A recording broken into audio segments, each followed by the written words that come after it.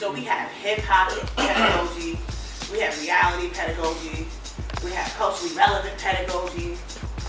The way you look at how you teach, how would you classify that? How do you see yourself as an educator?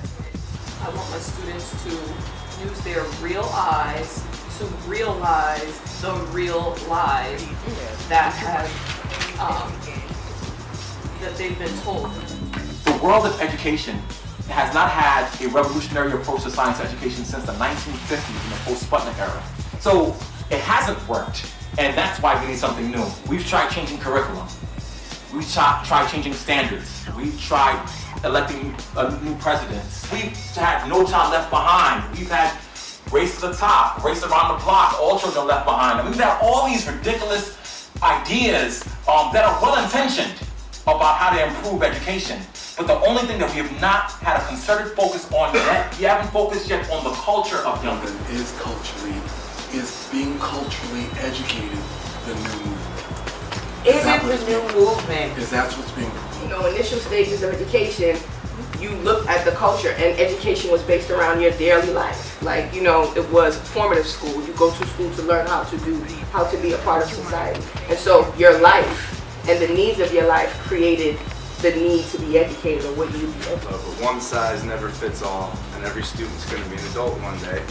I must give students power and give them options for the future. Students must feel as if there's some sort of goal to be set forth. Audio and visual stimuli facilitate current trends must matriculate. Empower each student by giving them choice and different learning paths.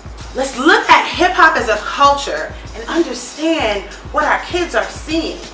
Another opportunity to do other things for jobs that we ain't even equipped for. Essentially, the more open we are and the less of the kind of inhibitions that we place our own inhibitions on the work, the more possibilities that we can kind of bring out for our students. Please, would you mind saying That if you're really excited about something and it doesn't fit, we have opportunities in formative assessments to engage in. Or if you have an assessment that cannot be complemented, which I don't believe, but okay, fine. It can't be complemented or can't be messed with, and your school is saying this has to be the summative assessment, you have opportunities in formative assessments to engage in these elements. During this time, Sandra cannot speak, but we're going to look at her unit. What I want us to look at specifically is we're going to look at the unit overview, the essential questions, the objective, and then the summative assessment, right? So, Jackie, can you read it? Yeah. Through this unit, students will understand the cell, the function of organs, and how these work together as a system. How the cells function to sustain human life, how human body systems function to maintain homeostasis, how can environmental conditions affect human survival. Sis, what's your summative task that you've been reworking and rewriting and reorganizing? Students will collaborate in finding different elements of the community that represent parts of the cell. What element did you connect that to from the Woke Cypha elements? Barbershop, beauty salon, what does the hood know, and storytelling. They're going to take their 50 question test. It's going to be aligned to the exam.